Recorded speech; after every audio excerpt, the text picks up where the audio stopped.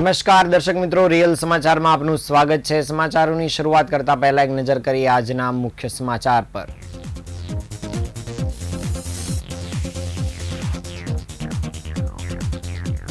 સુરતમાં ટ્રાફિક પોલીસની special drive, 25 દિવસમાં 6 કરોડનો દંડ વસૂલાયો।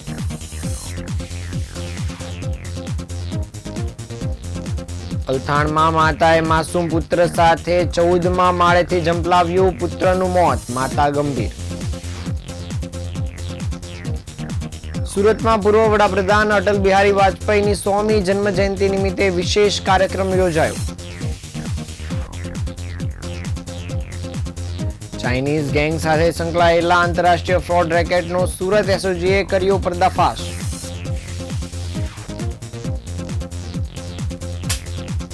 જહાંગીરાબાદમાં 10મા માળેથી પટકાયેલા આધેડ 8મા માળે ગ્રીલમાં ફસાયા, ફાયર બ્રિગેડનું દિલ ધડક રેસ્ક્યુ।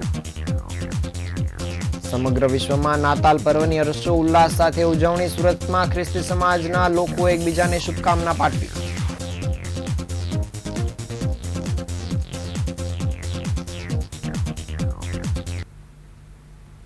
સમાચાર વિગતે જોઈએ। શહેરમાં માર્ગ અકસ્માતો ઘટાડવા અને ટ્રાફિક શિસ્ત મજબૂત બનાવવા માટે સુરત પોલીસના ટ્રાફિક વિભાગે કડક સ્પેશિયલ ડ્રાઈવ હાથ ધરી છે।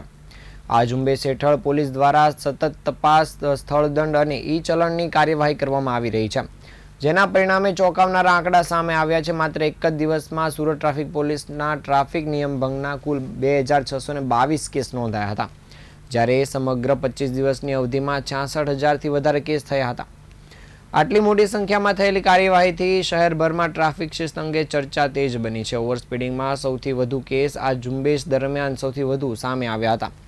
પોલીસના આંકડા મુજબ 25,000થી વધારે વાહન ચાલકો ઝડપ મર્યાદા તોડતા પકડાયા હતા।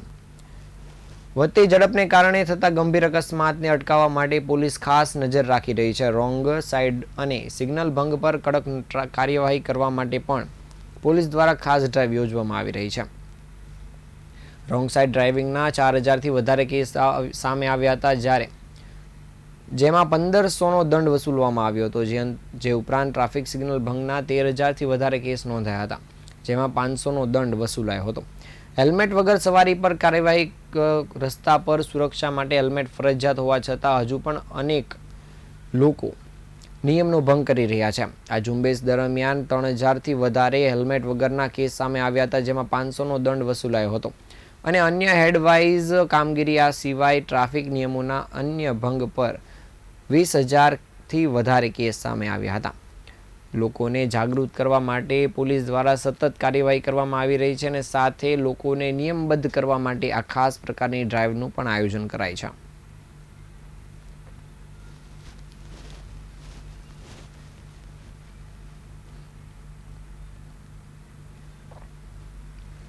સુરતના પોશ ગણાતા અલથાણ વિસ્તારમાં આજે એક કાળજું કંપાવી દેવી તેવી ઘટના સામે આવી છે। એક પરિણીતાએ પોતાના માસૂમ પુત્ર સાથે બિલ્ડિંગના 14મા માળેથી છલાંગ લગાવી આત્મહત્યાનો પ્રયાસ કર્યો હતો। આ કરુણ ઘટનામાં નિર્દોષ બાળકનું ઘટનાસ્થળ પર જ કમકમાટી ભર્યું મૃત્યુ થયું હતું, જ્યારે માતાની હાલત અત્યંત ગંભીર હોવાનું જાણવા મળ્યું છે।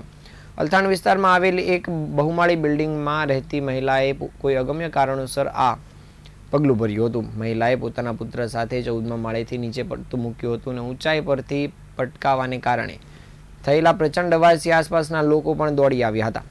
અકસ્માતમાં ગંભીર ઇજાઓ થવાને કારણે માસૂમ બાળકનું સ્થળ પર જ મૃત્યુ થયું હતું, જ્યારે મહિલા ગંભીર રીતે ઇજાગ્રસ્ત થતાં તેને તાત્કાલિક નજીકની હોસ્પિટલમાં સારવાર માટે ખસેડવામાં આવી હતી। હાલ મહિલાની સ્થિતિ અત્યંત નાજુક હોવાનું જાણવા મળ્યું છે। ઘટનાની જાણ થતાં સ્થાનિક પોલીસનો કાફલો દોડી આવ્યો હતો અને બાળકના મૃતદેહને પોસ્ટમોર્ટમ માટે મોકલી પોલીસે અકસ્માતનો ગુનો નોંધી તપાસ કામગીરી શરૂ કરી છે। મહિલાએ કયા કારણોસર આ અંતિમ પગલું ભર્યું તે બાબતે પણ પરિવારની પૂછપરછ શરૂ કરી છે।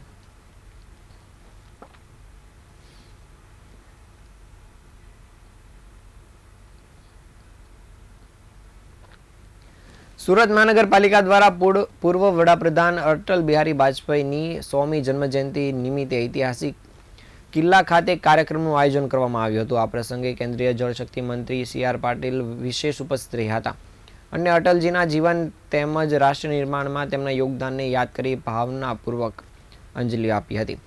અને હવે કતારગામ ઓડિટોરિયમ અને બાયોડાયવર્સિટી પાર્ક હવે અટલજીના નામે ઓળખાશે। સી આર પાટીલે કહ્યું હતું કે નરસિંહ રાવે અટલજી પર ભરોસો મૂકીને દેશનું નેતૃત્વ સોંપ્યું હતું. આ કાર્યક્રમમાં સુરતના મેયર દક્ષિશભાઈ માવાણી અને સ્ટેન્ડિંગ કમિટીના ચેરમેન રાજન પટેલની ઉપસ્થિતિમાં આયોજિત આ કાર્યક્રમમાં અટલજીની જીવનયાત્રાનું વિગતવાર વિવરણ કરવામાં આવ્યું હતું. આ અવસરે સી આર પાટીલે સુરત મહાનગરપાલિકાના મહત્વના નિર્ણયોને આવકાર્યા હતા. પાલિકા દ્વારા કતારગામ ઓડિટોરિયમ અને શહેરના બાયોડાયવર્સિટી પાર્કને અટલ બિહારી વાજપેયીનું નામ આપવામાં આવ્યું છે. પાટીલે જણાવ્યું હતું કે આવા મહાન પુરુષોના નામ, ઇમારતો અને સ્થળો સાથે જોડવાથી આવનારી પેઢીને સતત પ્રેરણા મળતી રહેશે. અટલજી પોતાના કાર્ય, સ્વભાવ અને વાણીના કારણે લોકોના મનમાં હંમેશા અમર રહેશે.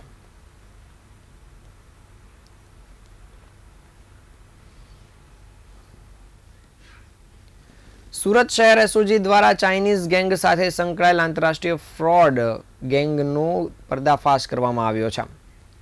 એસઓજી દ્વારા ડિંડોલી વિસ્તારમાં આવેલ મંગલમ પાર્કની ગ્રીન વેલીમાં સ્થિત ક્રિષ્ના પેકર્સ એન્ડ મૂવર્સ પેઢીમાં રેડ કરવામાં આવી હતી. આ રેડ દરમિયાન પોલીસે પ્રતિક વસાવા, દીપક પાંડે, રૂપેશ હાંગડે અને ભૂષણ પાટીલની ધરપકડ કરી છે. તપાસમાં ખુલ્યું હતું કે આ ચારેય આરોપીઓ દુબઈમાં રહેલા બિગ બ્રો નામના શખ્સના સંપર્કમાં હતા અને તેમની સૂચનાથી ગેરકાયદેસર નાણાકીય લેવડ દેવડ કરતા હતા. આરોપીઓ અલગ અલગ વ્યક્તિઓ પાસેથી બેંક એકાઉન્ટ ભાડે લેતા હતા અને આ એકાઉન્ટમાં વિવિધ પ્રકારના ફ્રોડના નાણાં જમા થતા હતા, જેને આરોપીઓ એટીએમ મારફતે ઉપાડી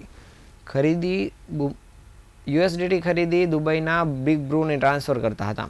તપાસમાં એ પણ સામે આવ્યું છે કે બિગ બ્રો નામનો શખ્સ એક એપ્લિકેશન મારફતે તમામ બેંક એકાઉન્ટનો એક્સેસ મેળવી લેતો હતો. પોલીસે આ કેસમાં વધુ 9 આરોપીઓને વોન્ટેડ જાહેર કર્યા છે અને દરોડા દરમિયાન આરોપીઓ પાસેથી વિવિધ કંપનીના 7 mobile phone, 2 computer, 9 chequebook, 7 passbook તેમજ 4 એટીએમ સહિતનો મુદ્દામાલ કબજે કરવામાં આવ્યો છે. તપાસમાં ખુલ્યું છે કે આરોપીઓ જે બેંક એકાઉન્ટનો ઉપયોગ કરતા હતા તે એકાઉન્ટ સામે દેશના અલગ અલગ રાજ્યોમાં કુલ 71 જેટલી ફરિયાદ નોંધાઈ ચૂકી છે. હાલ પોલીસે આ આરોપીઓની ધરપકડ કરવાની સાથે આગળની ઊંડાણપૂર્વકની તપાસ કામગીરી શરૂ કરી છે.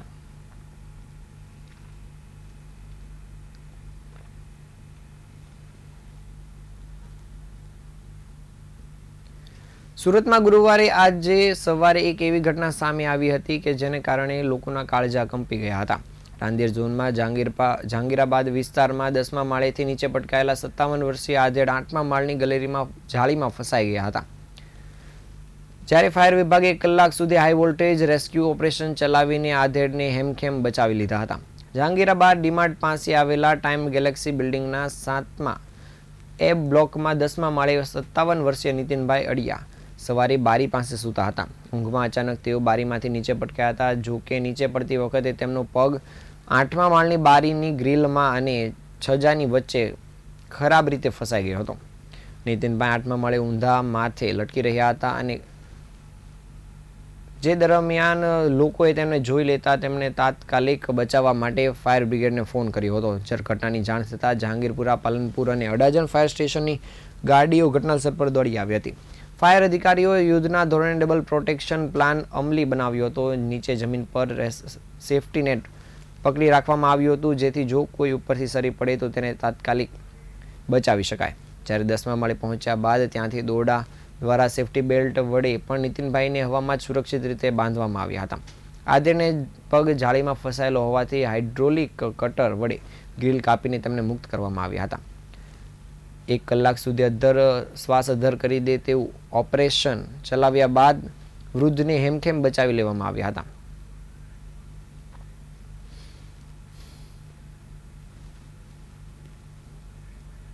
Shri Dhobi, deputy chief fire officer, Rander zone. વહેલી સવારે 8 વાગે જહાંગીરપુરા વિસ્તારના ડીમાર્ટ પાસે ટાઈમ ગેલેક્સીમાં એક વ્યક્તિ લટકે જેવો કોલ કંટ્રોલ રૂમને મળેલો હતો. તાકીદે ઘટના સ્થળે અમે પહોંચી જતા એક વ્યક્તિ ઉપર 8મા માળે લટકેલો જોવા મળેલો, જેથી ફાયરની હાઇડ્રોલિક પ્લેટફોર્મને પણ મંગાવી લેવામાં આવેલ અને તાકીદે પહેલા તો સેફ્ટી નેટ નીચે બંધાઈ દીધેલી, એટલે તમામ કર્મચારીઓના હાથે સેફ્ટી નેટ બંધાવ કે કદાચ કોઈ ઇનકેસ પડી જાય તો એને સેફ સલામત રહી શકે. અને ત્યારબાદ અધિકારી અને કર્મચારીઓની ટીમ ઉપર મોકલાવી એ જે વ્યક્તિ હતો એ કદાચ 10મા માળે રહેતા હતા અને ત્યાં બારીમાંથી એમની ઓપન ગ્રીલ પણ નહોતી અને બારીમાંથી પડીને 8મા માળના જે પતરાના છજ્જા હતા એમાં એમનો પગ ફસાઈ ગયો હતો એવો મેસેજ હતો. અને એના અન્વયે ફાયરની ટીમે પહોંચીને તાત્કાલિક પહેલા તો એમને રોપ રસ્સાથી બાંધીને 10મા માળેથી રસ્સા બંધાવ્યા અને આમથી 8મા માળેથી રસ્સા બાંધીને ગ્રીલ કાપવાનું કામગીરી ચાલુ કરેલ અને ગ્રીલ કાપીને એમને સહી સલામત અંદર લઈ લીધેલા છે. ત્યારબાદ એમને નજીકની ગુરુકૃપા હોસ્પિટલ છે 108 મારફતે એમને ત્યાં લઈ જવામાં આવેલા છે. સમગ્ર વિશ્વમાં નાતાલ પર્વની હર્ષોલ્લાસ સાથે ઉજવણી કરવામાં આવી છે, ત્યારે સુરતમાં પણ ખ્રિસ્તી સમાજના લોકો દ્વારા આ પર્વની ભવ્ય રીતે ઉજવણી કરવામાં આવી હતી. શહેરના ચર્ચોને રોશનીથી શણગારવામાં આવ્યા છે અને વહેલી સવારથી જ શ્રદ્ધાળુઓ પ્રાર્થના માટે ચર્ચમાં ઉમટી પડ્યા હતા. આ પર્વ નિમિત્તે મુગલીસરા વિસ્તારમાં આવેલ ઐતિહાસિક CNI ચર્ચમાં શ્રદ્ધાળુઓની ભારે ભીડ જોવા મળી હતી, જ્યાં લોકોએ એકબીજાને મેરી ક્રિસમસ કહીને પર્વની શુભકામનાઓ પાઠવી હતી. આ વર્ષે નાતાલની ઉજવણીમાં મુગલીસરાના CNI ચર્ચમાં એક અનોખો અને ભારતીય સંસ્કૃતિના રંગોથી રંગાયેલું દ્રશ્ય પણ જોવા મળ્યું હતું. અહીં નાતાલની ઉજવણી માત્ર પરંપરાગત પ્રાર્થના સુધી સીમિત ન રહેતા તેમાં ગરબાનો તડકો પણ જોવા મળ્યો હતો. ચર્ચના પ્રાંગણમાં ખ્રિસ્તી સમાજના લોકોએ ગરબાની રમઝટ પણ બોલાવી હતી, જે આકર્ષણનું કેન્દ્ર બની હતી. જ્યારે દર વર્ષની જેમ આ વર્ષે પણ સુરત શહેરના તમામ ચર્ચોને ખાસ નાતાલના પર્વને લઈને હર્ષોલ્લાસ સાથે શણગારવામાં આવ્યા હતા અને ખ્રિસ્તી સમાજના લોકોએ પણ ખૂબ જ ભક્તિભાવ સાથે નાતાલ પર્વની ઉજવણી કરી હતી. જ્યારે મુગલીસરા વિસ્તારમાં આવેલ ઐતિહાસિક CNI ચર્ચમાં શ્રદ્ધાળુઓની ભારે ભીડ જોવા મળી હતી. લોકોએ ખૂબ જ ભક્તિભાવ સાથે લોર્ડ ઈસુને પ્રાર્થના કરી હતી, તેમજ એકબીજાને મેરી ક્રિસમસ કહીને પર્વની શુભકામના પાઠવી હતી.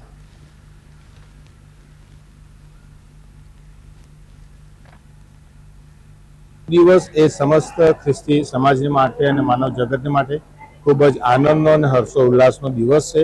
આજનો દિવસ અમે પ્રભુ ઈસુ ખ્રિસ્તના જન્મ દિવસ તરીકે ઉજવણી કરીએ છીએ અને તે દરમિયાન આજના દિવસે તમામ ખ્રિસ્તી શ્રદ્ધાળુઓ, અનુયાયીઓ તેઓ ભેગા મળીને પ્રભુ મંદિરમાં જઈને પ્રાર્થના કરે છે, આરાધના કરે છે અને એકબીજાને મળીને પ્રભુ ઈસુ ખ્રિસ્તના જન્મની વધામણી આપે છે.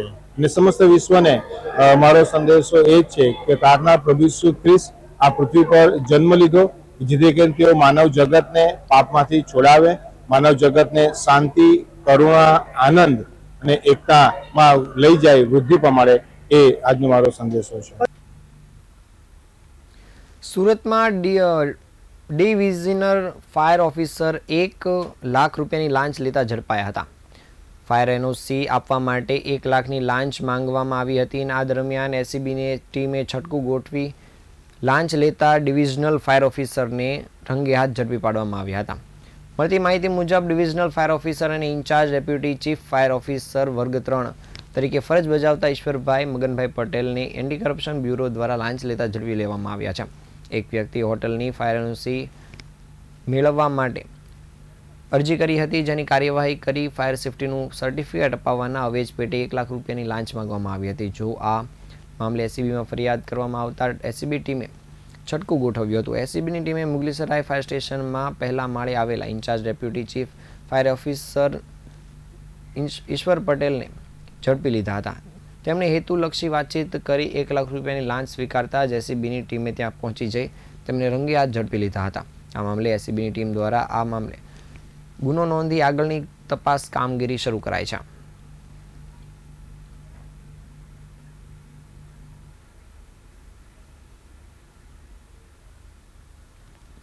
સુરત શહેરની જાણીતી પ્રેસિડેન્સી સ્કૂલમાં અભ્યાસ કરતી 5 વિદ્યાર્થીનીઓએ ભરતનાટ્યમની દીક્ષા પૂર્ણ કરી સમૂહ આરંગેત્રમ રજૂ કર્યું હતું.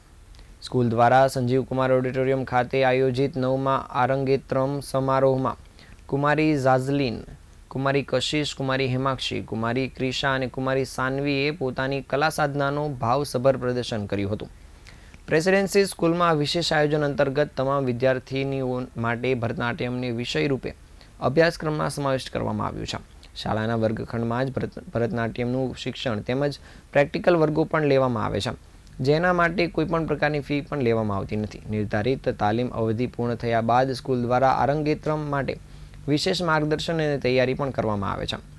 આ કલા સાધનાના સ્વપ્નદ્રષ્ટા ટ્રસ્ટીવર્ય પ્રાધ્યાપક NM કારિયા, ટ્રસ્ટીવર્ય શ્રી હિતેન્દ્રભાઈ ચુડાસમા અને આચાર્ય દીપિકા શુક્લ સતત પ્રતિ વર્ષ આરંગેત્રમ માટે પ્રયત્નશીલ રહે છે, જેના પરિણામે આ 9મું સમૂહ આરંગેત્રમ સફળતાપૂર્વક આયોજિત થયું હતું. આ પ્રકારની કલા સાધના દ્વારા વિદ્યાર્થીનીઓ પોતાની પ્રતિભાને ઉજાગર કરી ભવિષ્યમાં અન્યને તાલીમ આપવાની ક્ષમતા વિકસાવી આર્થિક રીતે સ્વાવલંબન પ્રાપ્ત કરી શકે તેવો ઉદ્દેશ રાખવામાં આવ્યો છે. આ અરંગેત્રમમાં વિદ્યાર્થીનીઓના વાલીઓ ઉપરાંત મોટી સંખ્યામાં સ્નેહીજનો અને વિદ્યાર્થીઓ ઉપસ્થિત રહ્યા હતા.